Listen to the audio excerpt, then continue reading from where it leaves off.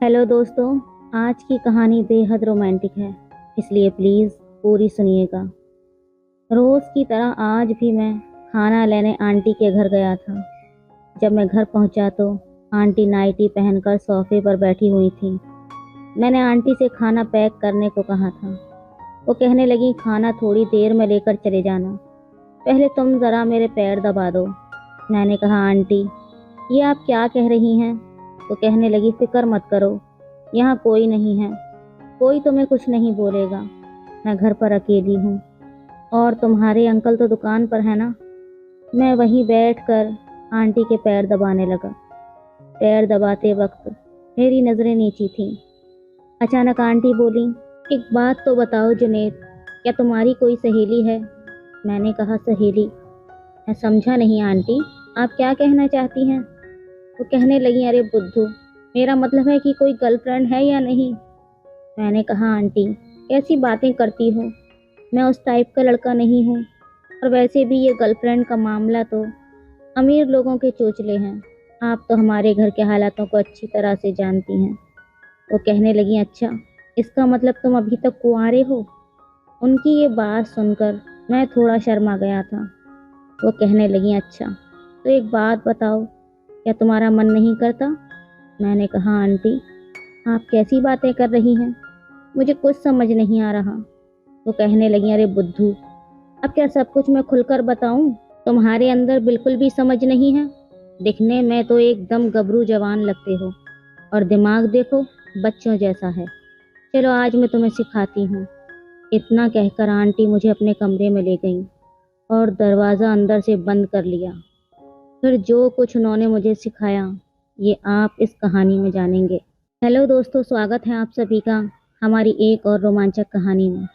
उम्मीद करती हूँ आपको ये कहानी बेहद पसंद आएगी। मेरा नाम जुनेद है और मेरी उम्र 16 साल है। मैं अहमद अंकल के पास काम करता हूँ। मेरी उम्र ज़्यादा तो नहीं है, लेकिन हालात और तंगी होने की वजह से मैं एक मजबूत जिस्म का मालिक हूँ। अहमद अंकल मेरे कोई रिश्तेदार तो नहीं हैं, बस मैं उनके पास काम करता हूँ। वो उम्र में मुझसे काफ़ी बड़े भी हैं, इसलिए मैं उनको अंकल कहता हूँ और उनकी बीवी को आंटी कहता हूँ। तकरीबन 5 साल पहले मैं उनके पास आया था और उस वक्त मैं सिर्फ 11 साल का था। तब से लेकर आज तक मैं उनके पास ही हूँ और अपनी पूरी ईमानदारी और मेहनत से उनके पास काम करता हूँ। इसी वजह से अंकल मेरे साथ बहुत नरमी से पेश आते हैं और वो मुझ पर पूरा भरोसा भी करते हैं। अहमद अंकल की फैमिली ज़्यादा बड़ी नहीं है। उनकी एक बेटी और एक बेटा है और बीवी है। उनकी बीवी बहुत ही कम उम्र है। अंकल की उम्र 55 साल के करीब है और उनकी बीवी की उम्र तकरीबन 30 साल की है। उन दोनों की उम्र में इतना फ़र्क क्यों है, इसके बारे में मुझे ज़्यादा नहीं मालूम, लेकिन हाँ, ज़मीन आसमान का फ़र्क है। उनकी बड़ी बेटी 10 साल की है और बेटा 7 साल का। उनका कारोबार भी बहुत अच्छा चलता है। यही वजह थी कि उनके घर में ज़रूरत की हर चीज़ मौजूद थी। मुझे उनके घर आने जाने पर कोई पाबंदी नहीं थी और उनके घर का तमाम सामान मैं ही लाया करता था। यानी कि अहमद अंकल मुझे अपने घर का मेंबर ही समझते थे। जब से मैंने यहाँ काम करना शुरू किया था, तब से लेकर आज तक सब कुछ ठीक ठाक चल रहा था और शायद ऐसे ही चलता रहता, मगर एक दिन कुछ ऐसा हुआ कि मेरे हालात और जज्बात दोनों ही बदल गए और मेरी ज़िंदगी ने एक नया मोड़ ले लिया। हुआ कुछ यूँ कि मैं रोज़ के मुताबिक घर का सामान लेकर अहमद अंकल के घर पहुंचा। मेरे 2-3 बार दस्तक देने के बावजूद भी किसी ने दरवाज़ा नहीं खोला और ना ही कोई जवाब दिया। फिर कुछ देर इंतज़ार करने के बाद मैंने गेट को हल्का सा धक्का दिया तो वो बंद नहीं था। फिर मैं खुद ही गेट खोलकर अंदर दाखिल हो गया और बिना झिझक के किचन की तरफ सामान रखने के लिए चल पड़ा। मैं अभी किचन के करीब पहुंचा ही था कि मुझे किचन के पास बने हुए बाथरूम से धीमी धीमी सिसकियों की आवाज़ सुनाई दी, तो मैं वहीं पर रुक गया। मगर इस वक्त मुझे बिल्कुल भी समझ नहीं आ रहा था कि आवाज़ें किस तरह की हैं, क्योंकि वो सिसकियाँ किसी के रोने की तो नहीं लग रही थीं। वो तो एक अलग तरह की आवाज़ें थीं जिसको मैं समझने से बिल्कुल अनजान था।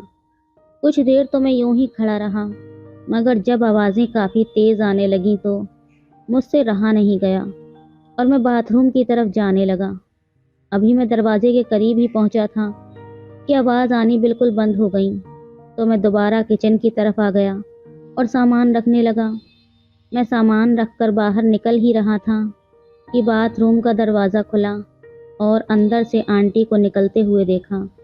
मगर जब उनकी नज़र मुझ पर पड़ी तो एकदम से वो सकपका गईं और लाल पीली होकर गुस्से से मेरी तरफ देखते हुए बोली, तुम अंदर कब आए?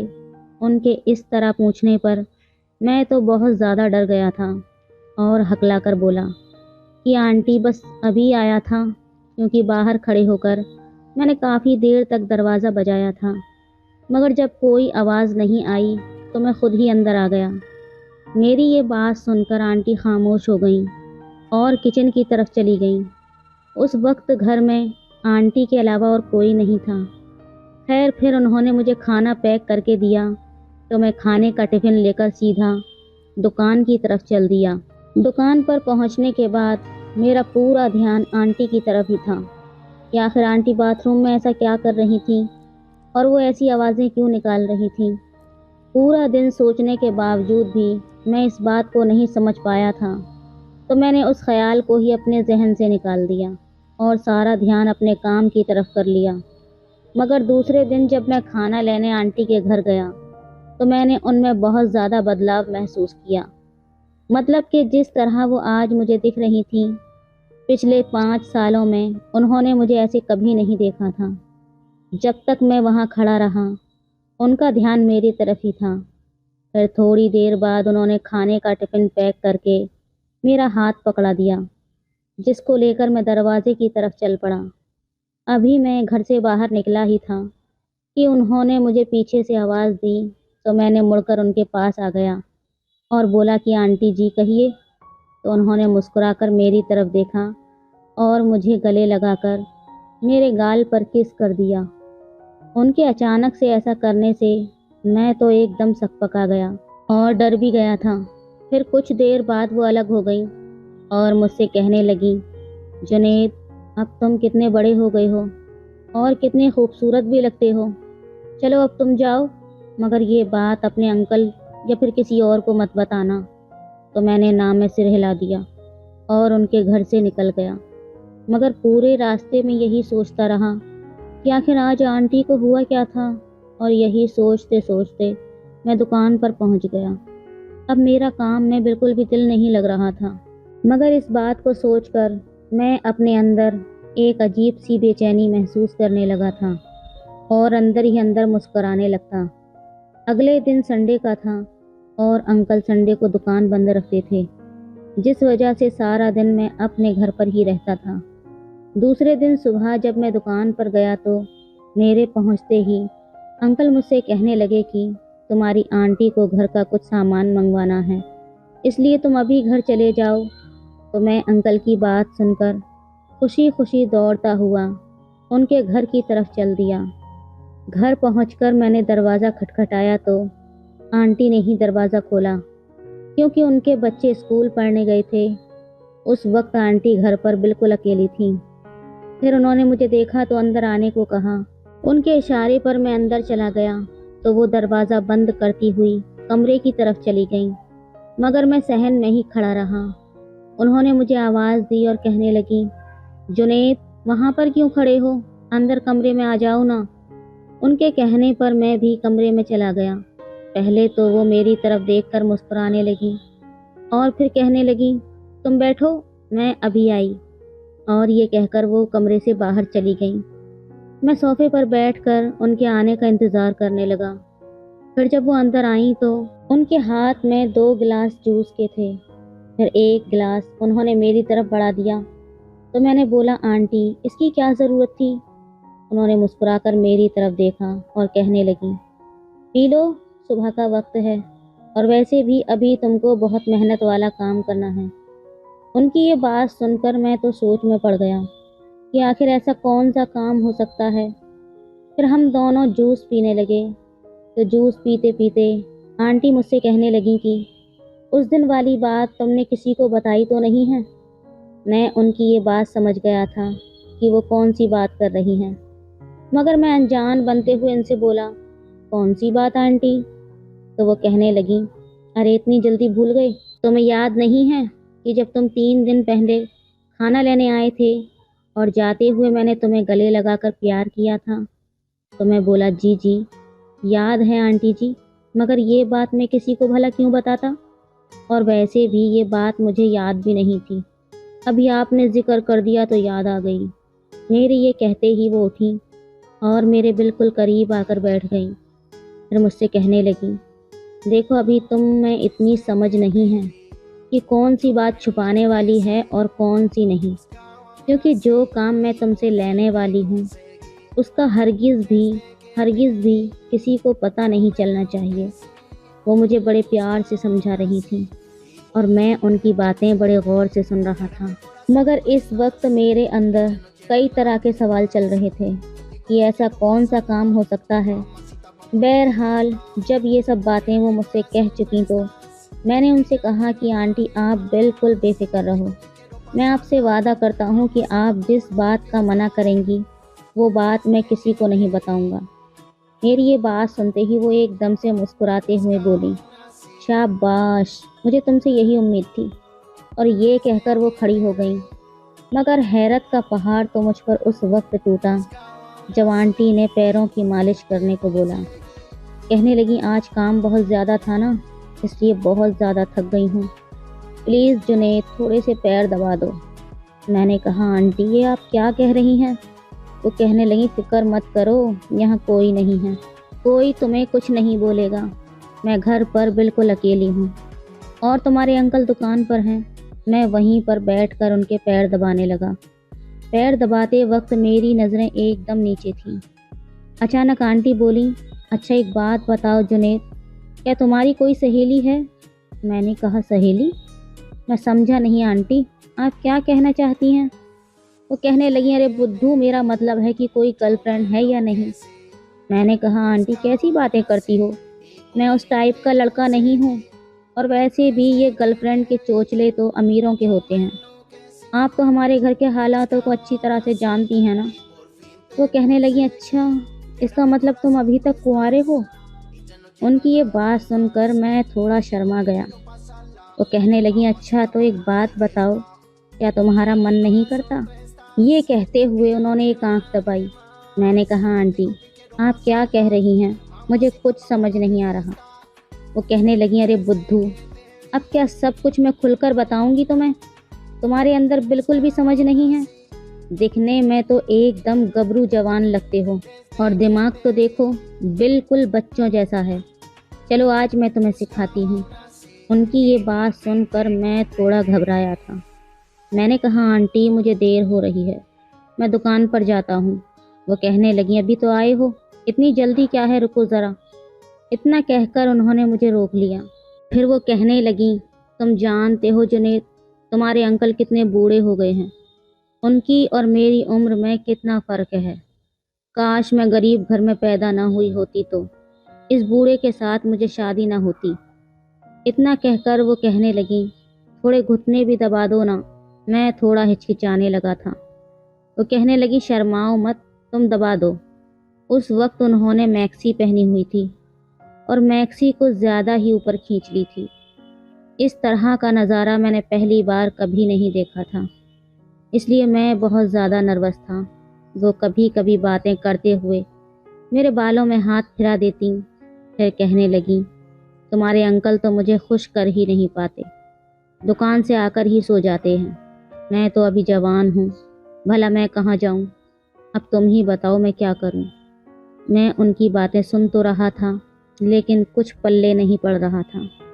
अचानक उन्होंने मेरा हाथ पकड़कर अपने पास बिठा लिया और मुझसे चिपक कर बैठ गईं। फिर न जाने कैसी कैसी बातें करने लगी। कुछ बातें मेरी समझ में आती और कुछ मेरे सर से ऊपर गुजर जाती। उनकी इस तरह की बातों से मैं अंदर से बहुत ज़्यादा बेचैन होने लगा था। मैं खुद पर काबू नहीं कर पा रहा था। आखिर मैं करूं तो क्या करूं?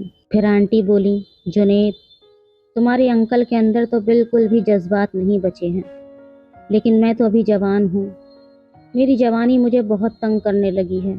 बताओ भला मैं क्या करूं? धीरे धीरे वो अपने मकसद में कामयाब हो गई थी और मैं कुछ न कर सका। मैं पसीने से शराबोर हो चुका था, लेकिन आंटी बहुत खुश थी। कहने लगी, काफ़ी टाइम बाद आज मेरे दिल को सुकून पहुंचा है। जुनैद, तुम्हें भी अच्छा लगा ना? मैंने उनकी बात का कोई जवाब नहीं दिया और नज़रें झुकाकर इसी तरह बैठा रहा। और फिर इस तरह उन्होंने मुझसे वो मेहनत वाला काम करवा ही लिया जिसकी थकान मुझे 3 दिन तक महसूस होती रही। लेकिन उसके बाद से मैं अपने अंदर बहुत बड़ी तब्दीलियां महसूस करने लगा था। मुझे ऐसा लग रहा था कि अब मैं बड़ा हो चुका हूँ। अगले दिन जब मैं खाना लेने आंटी के घर आया तो आज भी आंटी इसी काम के लिए तैयार थी और फिर वक्त गुजरने का पता ही नहीं चला। मगर अब मुझे बहुत डर लग रहा था कि अंकल को क्या कहूँगा कि इतनी देर कहाँ लगा दी, क्योंकि वो बड़ी बेसब्री से खाने का इंतज़ार कर रहे थे। फिर इस बात का जिक्र मैंने आंटी से किया कि अंकल इतनी देर लगाने की वजह पूछेंगे तो मैं उनको क्या जवाब दूंगा। मेरी ये बात सुनकर वो कहने लगी, तुम इस बात से बिल्कुल भी परेशान मत हो। आंटी काफ़ी समझदार थी तो उन्होंने फ़ौरन से एक कहानी तैयार कर ली कि अगर तुम्हारे अंकल पूछें तो उनसे कह देना कि आंटी की बहुत ज़्यादा तबीयत ख़राब थी और उन्होंने दवाई लेने के लिए मुझे बाज़ार भेजा था और खाना भी तैयार नहीं था, जिस वजह से देर हो गई। आंटी की बात सुनकर मैं खुश हो गया। मैं जल्दी से खाना लेकर सीधा दुकान पर पहुंच गया, लेकिन दुकान पर ग्राहक ज़्यादा नहीं थे। लेकिन अंकल मुझे बड़े गौर से देख रहे थे। फिर उनके पूछने पर मैंने वही कहानी सुना दी जो कि आंटी ने अपने दिमाग से बनाई थी। तो अंकल ने भी उस बात को सच समझ लिया और खाना लेकर खाने लगे। मगर न जाने क्यों मैं अंकल से नज़रें नहीं मिला पा रहा था, क्योंकि मेरे अंदर ये एहसास पैदा होने लगा था कि मैं अंकल के साथ गद्दारी कर रहा हूँ। मगर साथ साथ मेरा ध्यान उस होने वाले वाक़ये की तरफ भी जा रहा था जो एक फिल्म की तरह मेरे दिमाग में चल रहा था। और साथ ही मैं अपने अंदर एक बहुत बड़ी तब्दीली महसूस कर रहा था। अगले दिन जब मैं खाना लेने गया तो आंटी बहुत खुश लग रही थी। आज उनका एक अलग ही रूप था। मगर मैंने कोई ज़्यादा बात नहीं की, बल्कि ज़्यादा देर तक खामोश ही रहा, क्योंकि मुझे अहमद अंकल के लिए बहुत बुरा महसूस हो रहा था। शायद यही वजह थी कि मैं आंटी से बात करने में हिचकिचा रहा था, जबकि आंटी मुझे देखकर मुस्कुराई जा रही थी। मगर मेरी ये कैफियत देखकर उन्होंने मुझसे कोई बात नहीं की। फिर खाने का टिफ़िन मेरे हाथ में देते हुए मुझसे कहने लगी कि क्या बात है जुनैद, आज तुम बहुत उदास लग रहे हो। आंटी की बात सुनकर मैं सिर्फ इतना ही कहने लगा कि बस ऐसे ही। तो वो कहने लगी, कल जो तुमने मुझे खुशी दी थी, मैं उसके लिए तुम्हारी बहुत शुक्रगुजार हूँ।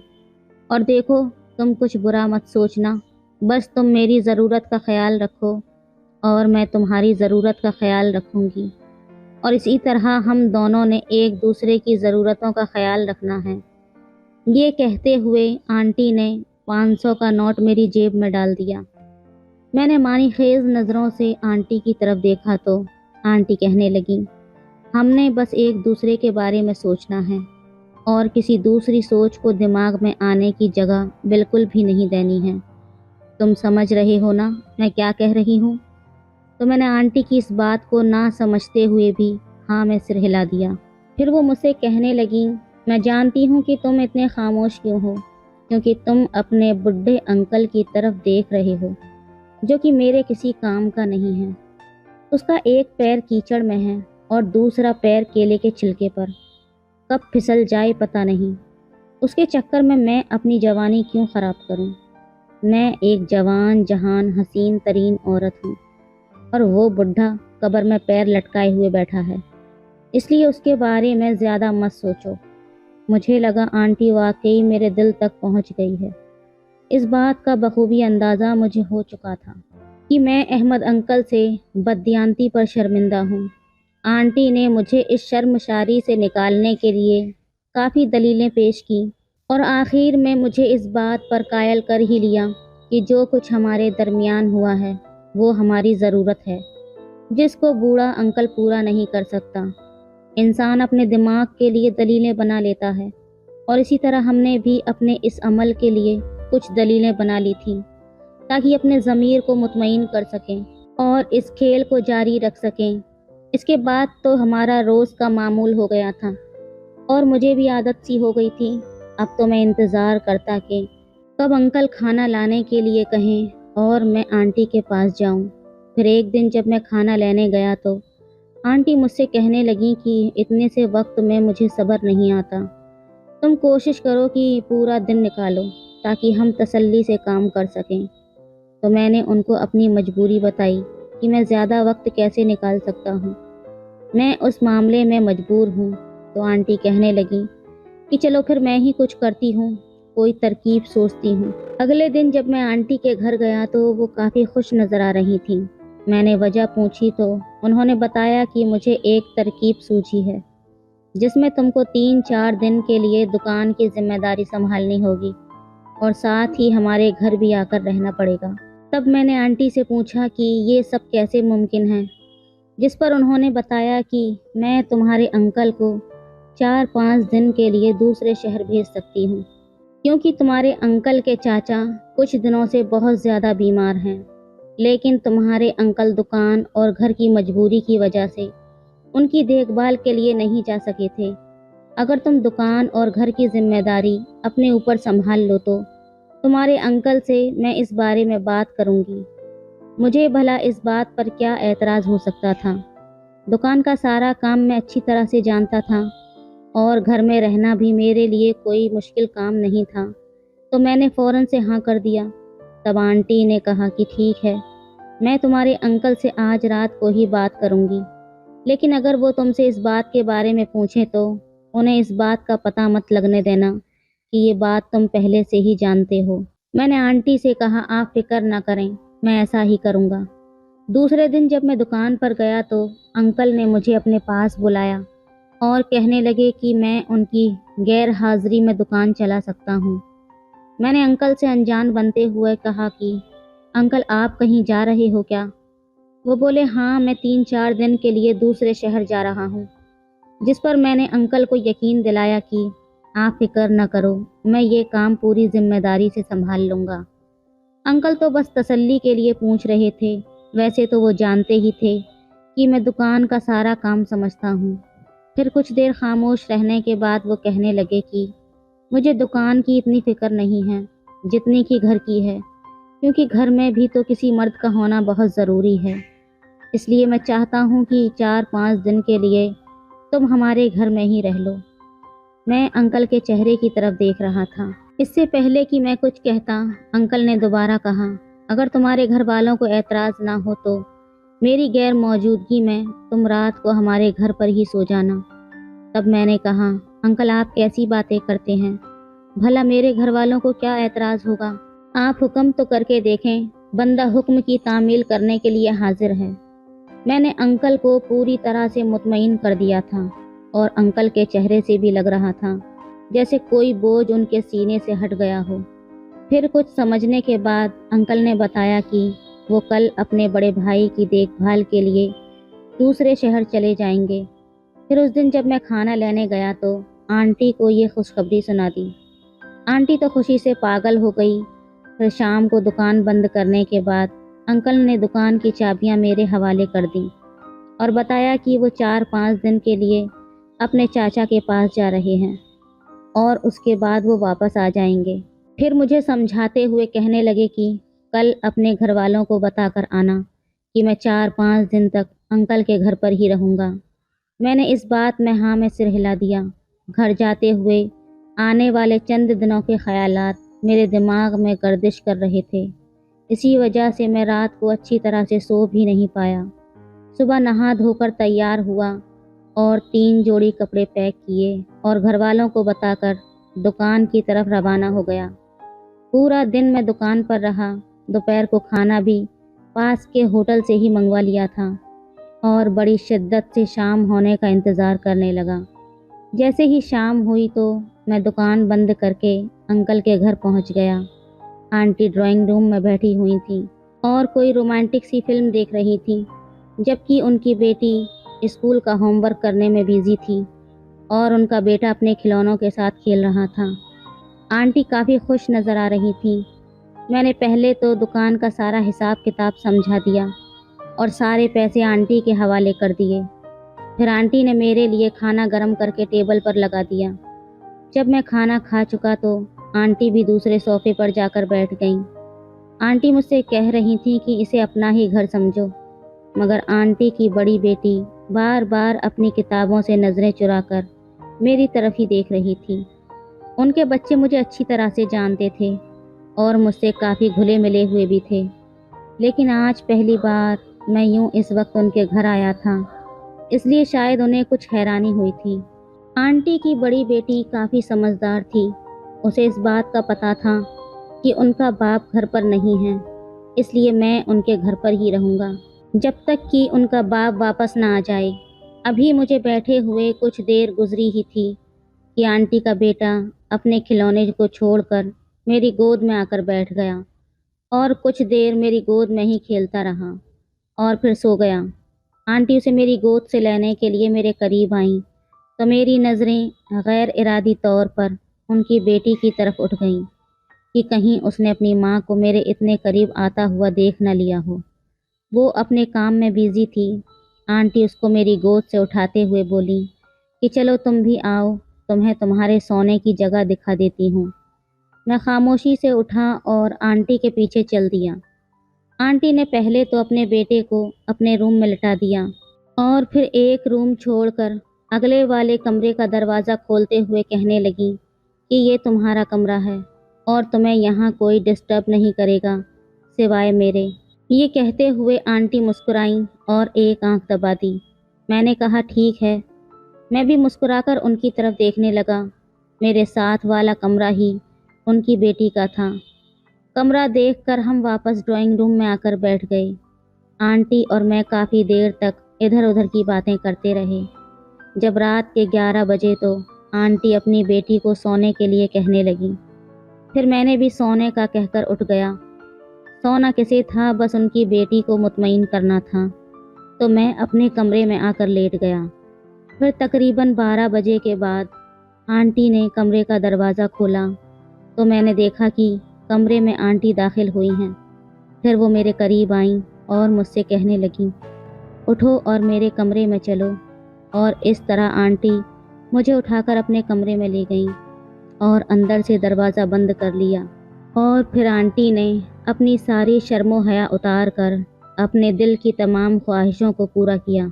और फिर इसी तरह आंटी 4-5 दिन तक मेरे साथ अपनी ख्वाहिशें पूरी करती रही, जब तक कि अंकल वापस न आ गए। काफ़ी सालों तक आंटी और मेरे बीच ये सब चलता रहा। किसी को कोई कानो कान खबर नहीं थी। तो दोस्तों, ये थी आज की कहानी। आपकी क्या राय है इस कहानी पर, हमें कमेंट में ज़रूर बताएं। वीडियो अच्छी लगे तो लाइक करें, शेयर करें, सब्सक्राइब करें। धन्यवाद करें, धन्यवाद करें। मेरा छोटा भाई आज मेरे कमरे में ही सो गया था, लेकिन उसकी मौजूदगी की वजह से मैं वो सब नहीं कर पा रही थी जो मैं आम तौर पर रात को अकेले में करती थी और जिससे मुझे बहुत आनंद मिलता है। पर मुझे क्या पता था कि आज की रात कुछ ऐसा होगा कि मैं पसीने से नहा जाऊंगी। उसने केवल 2 उंगलियों से ही मुझे पागल करके रख दिया था और ये सब मैं इस कहानी में बताने वाली हूँ। हेलो दोस्तों, आज की कहानी बेहद रोमांटिक है, इसलिए प्लीज़ पूरी सुनिएगा। अब मैं आपको अपनी पूरी कहानी बताती हूँ। मेरा नाम लैला है। मैं 28 साल की हूँ और अभी तक कुंवारी हूँ। मैंने शादी नहीं की और सोच रही थी कि शायद शादी ना ही करूँ। एक बार प्यार में धोखा खाया था और उसी दिन मैंने कसम खाई थी कि अब किसी भी मर्द के चंगुल में नहीं फंसूंगी, इसलिए शादी नहीं की।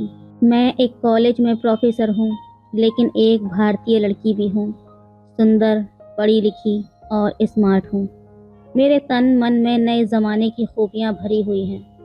पर कल रात जो मेरे छोटे भाई ने मेरे साथ किया, उसके बाद से बहुत कुछ बदल गया है और मेरी सोच भी। अब मुझे लगता है कि अगर कोई अच्छा लड़का मिल जाए तो शादी कर लेनी चाहिए।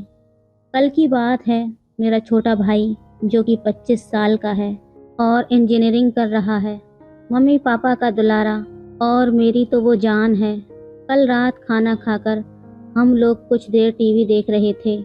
फ्री होकर मैं और मेरा छोटा भाई छत पर टहलने के लिए चले गए। मम्मी पापा अपने कमरे में सो गए थे। वो ग्राउंड फ्लोर पर सोते हैं, मैं फर्स्ट फ्लोर पर सोती हूँ और मेरे बगल वाले कमरे में मेरा छोटा भाई सोता है। रात के करीब 10 बज चुके थे तो हम दोनों ही नीचे आ गए। वो मेरे कमरे में आकर बोला, दीदी अभी नींद नहीं आ रही, चलो कुछ बातें करते हैं। हम दोनों ही बेड पर लेट कर बातें करने लगे। बीच बीच में वो अपने मोबाइल से खेल रहा था और मैं भी अपने मोबाइल पर लोगों की डीपी देख रही थी। तभी ज़ोरों की बारिश होने लगी। हमें दोनों को ही बारिश बहुत पसंद है और हल्की हल्की ठंडी हवा भी चल रही थी। बारिश के मौसम में जब हवा चलती है तो बेहद अच्छी लगती है। थोड़ी देर में वो सोने लगा।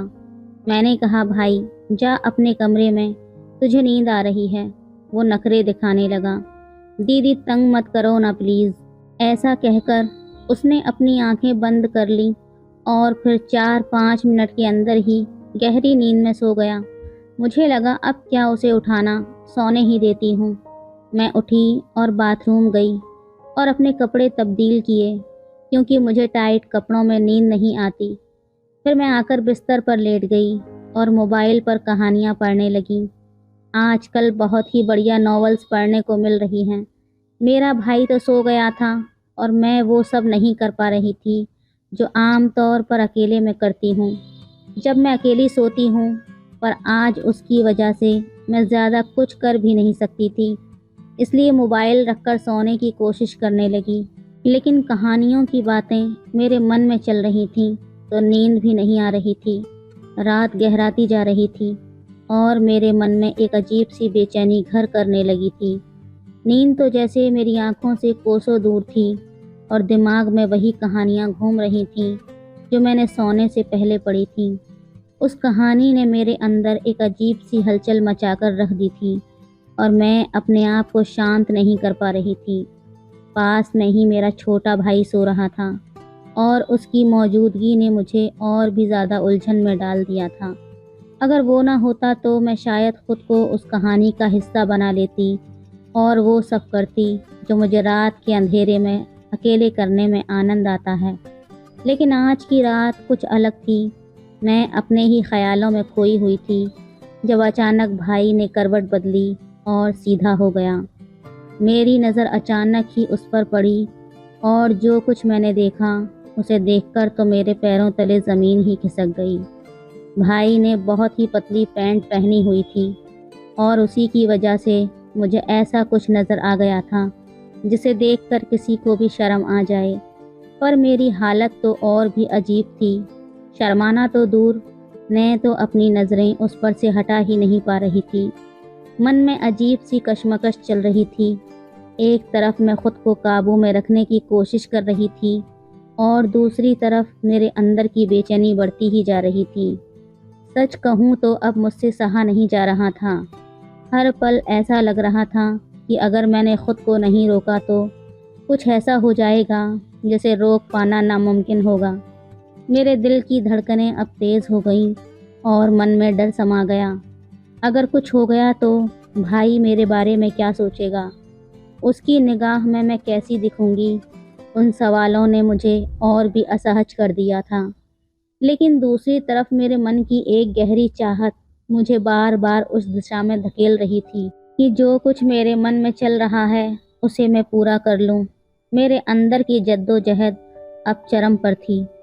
हर पल मैं खुद से लड़ रही थी, लेकिन कहीं न कहीं मन के किसी कोने में एक कहानी फिर से उभरने लगी थी और उसकी वजह से मेरी इच्छाएं और भी ज़्यादा बढ़ रही थीं। अब सवाल था कि क्या मैं अपने आप को इस आग में बचा पाऊंगी या फिर वो आग मुझे अपने शिकंजे में कस लेगी। रात का माहौल पहले ही अजीब था और फिर भाई का फ़ोन बजने लगा। शायद व्हाट्सएप पर किसी ने मैसेज किया था। फ़ोन मेरी ही साइड में ही रखा हुआ था क्योंकि भाई ने उसे चार्जिंग पर लगा दिया था। सोने से पहले भाई तो नींद में डूबा हुआ था, लेकिन फ़ोन पर लगातार मैसेज आ रहे थे और उसकी आवाज़ से मेरी बेचैनी और भी ज़्यादा बढ़ गई।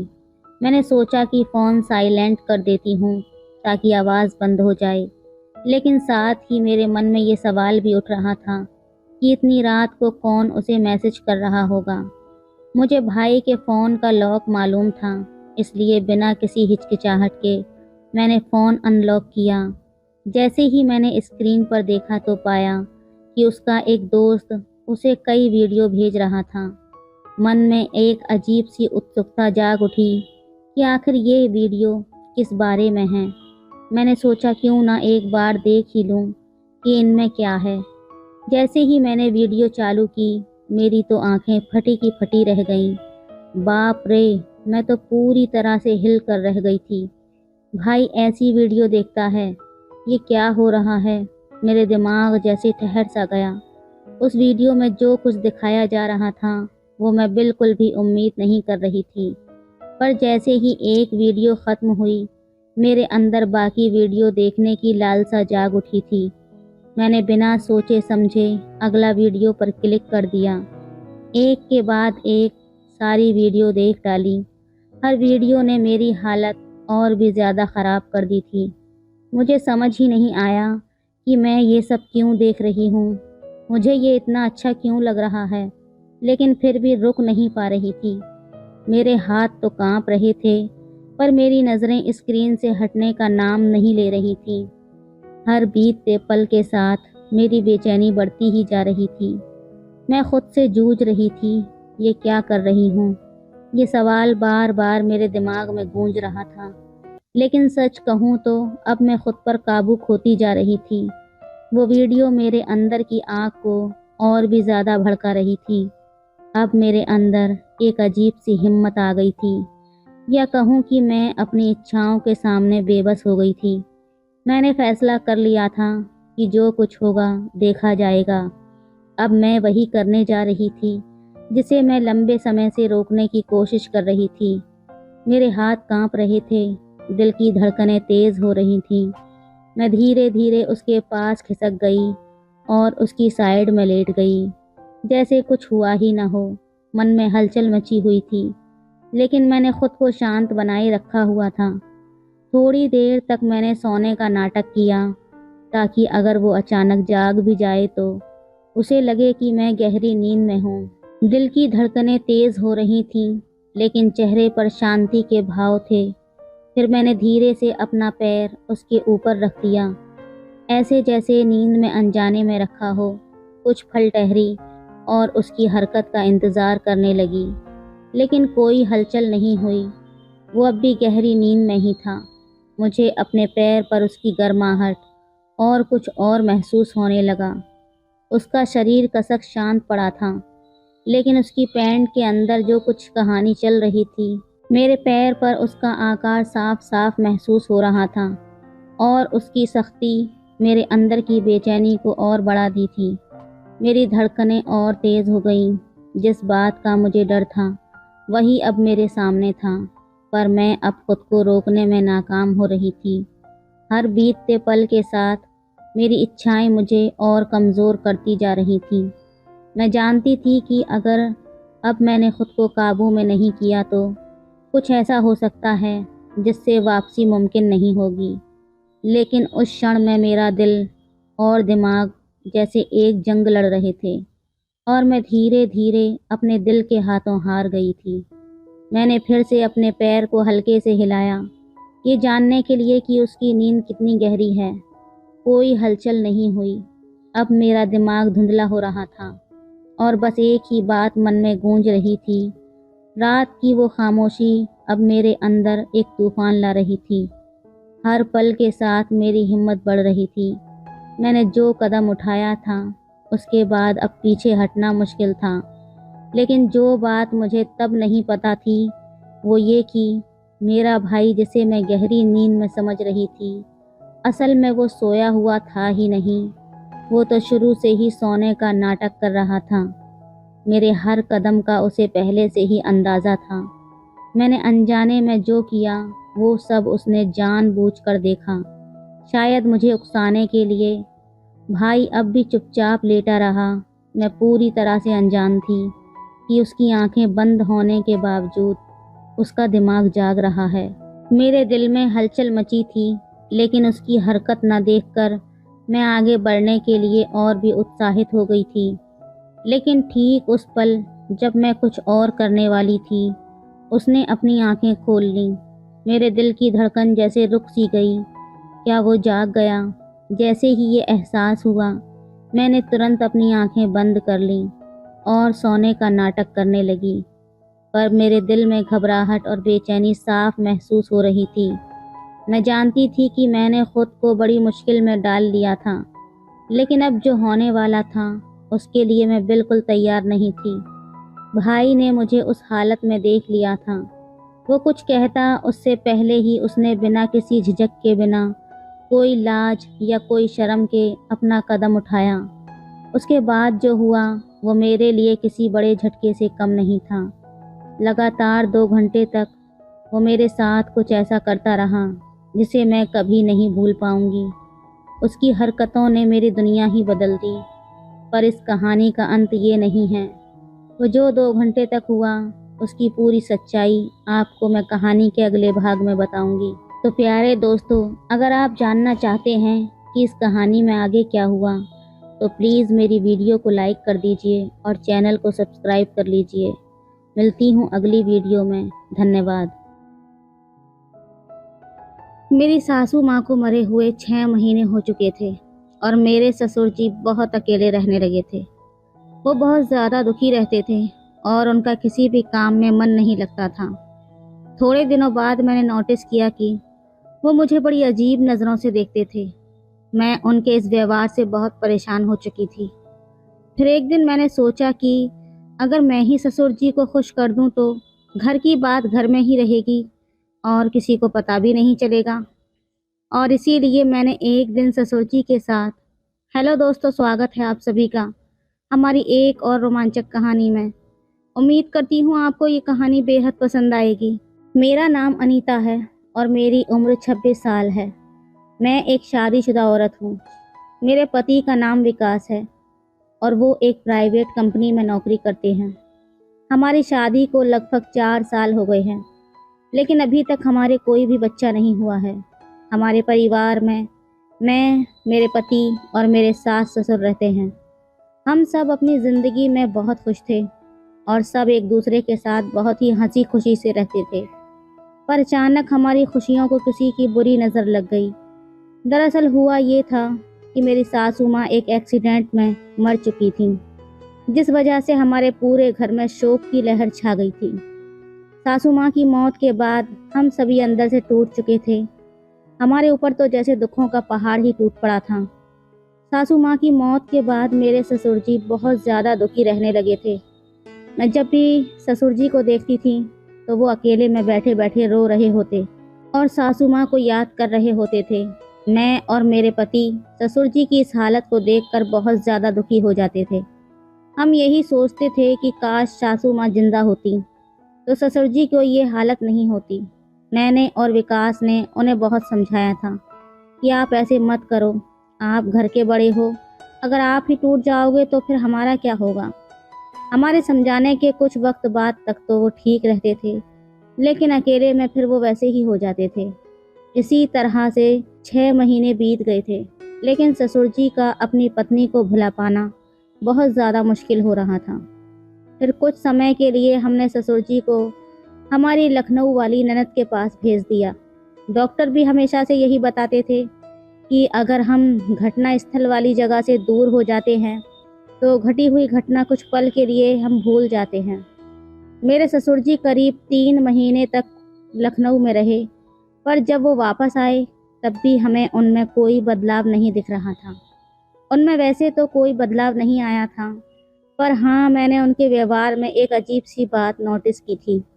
मैंने नोटिस किया था कि वो अक्सर मेरे शरीर को घूरते रहते थे या फिर कभी कभी मुझे छूने की भी कोशिश करते थे। मुझे उनकी यह हरकत बहुत ही अजीब लग रही थी, क्योंकि इससे पहले उन्होंने कभी भी मेरे साथ ऐसा नहीं किया था।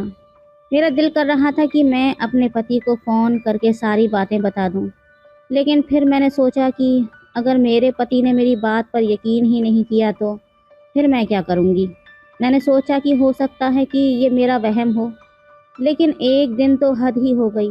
एक दिन तो मेरे ससुर जी ने कुछ ऐसा किया कि मेरे पैरों तले ज़मीन ही निकल गई।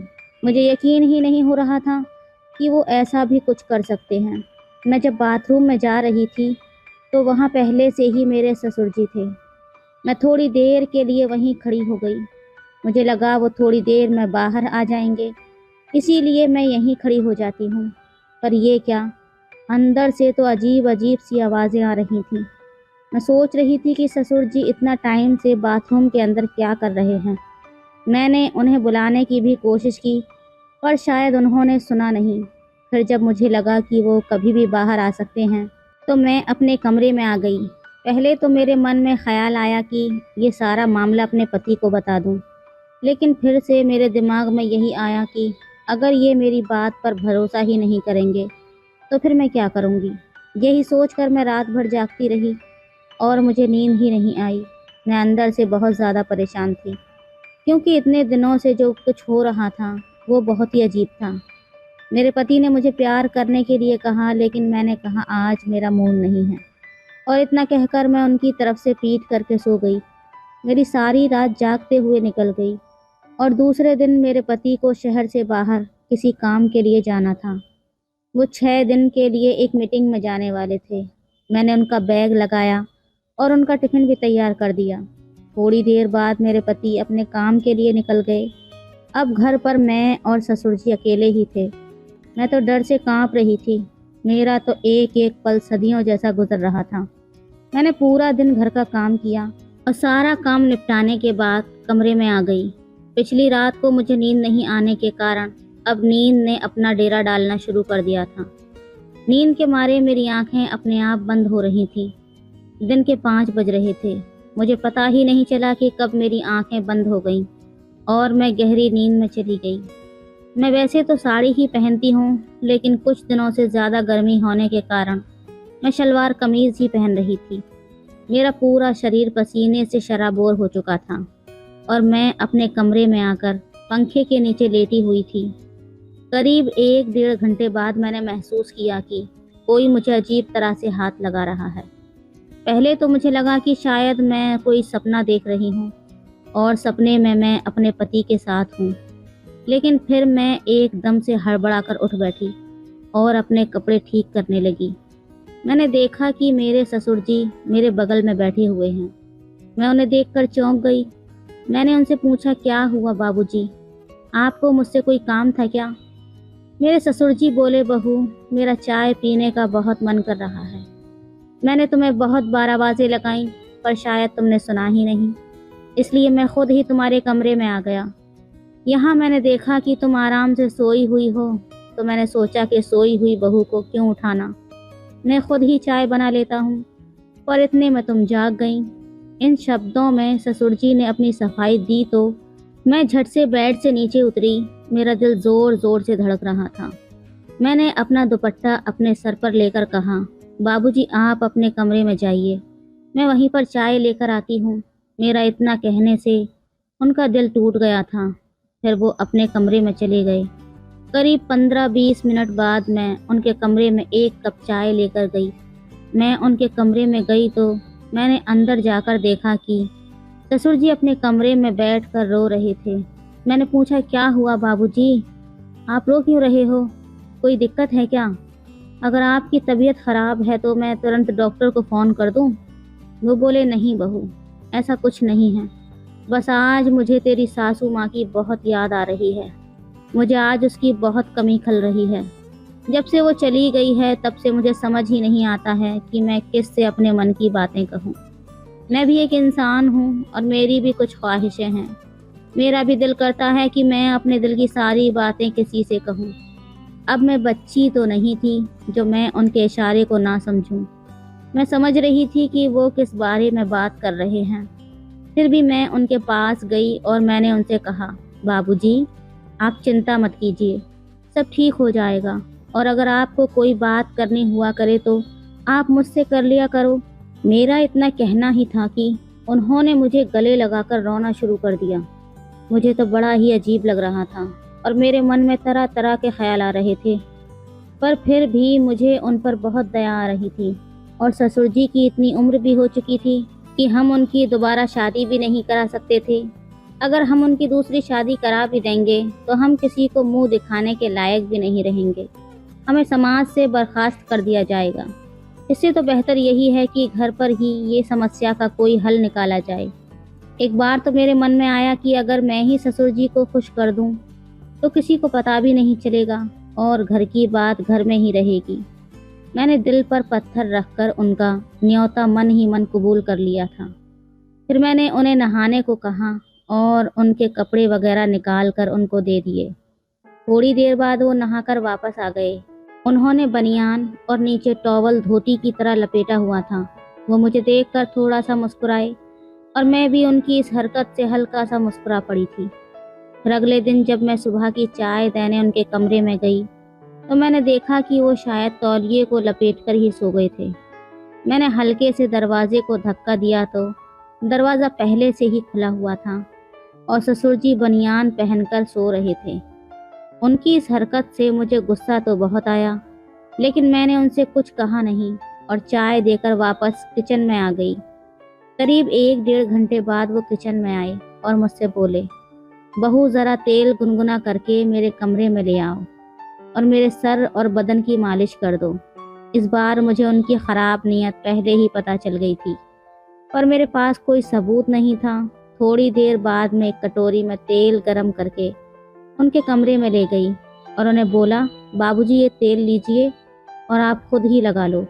मुझे आज बहुत सारा काम करना है और बहुत सारे कपड़े भी धोने हैं।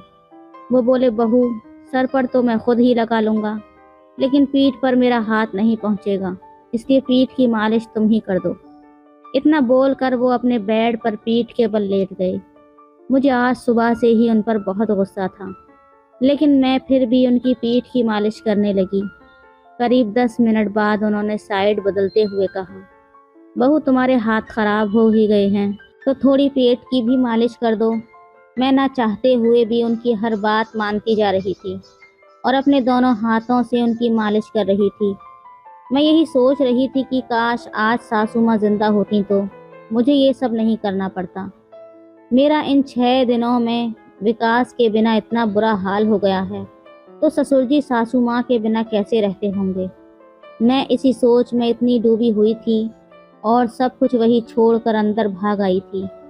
थोड़ी देर बाद ससुर जी भी मेरे कमरे में आ गए और बोले, क्या हुआ बहू, तुम सब कुछ छोड़कर यहाँ क्यों चली आई? क्या तुम्हें विकास की याद आ रही है? क्या तुम्हारा उसके बिना दिल नहीं लग रहा है? तुम मुझे बताओ कि तुम्हें क्या परेशानी है। तुम्हें जिस चीज़ की भी कमी होगी वो मैं तुरंत पूरी कर दूंगा। मैं तुम्हें अपनी बेटी ही मानता हूँ और मैं तुमसे अपनी बेटियों की तरह ही प्यार करता हूँ। मैं ऐसा कभी नहीं चाहूँगा कि तुम किसी भी तरीके से दुखी रहो। आखिर तुम भी मेरी लाडली बेटी हो। मैं उनके पैरों में गिर गई।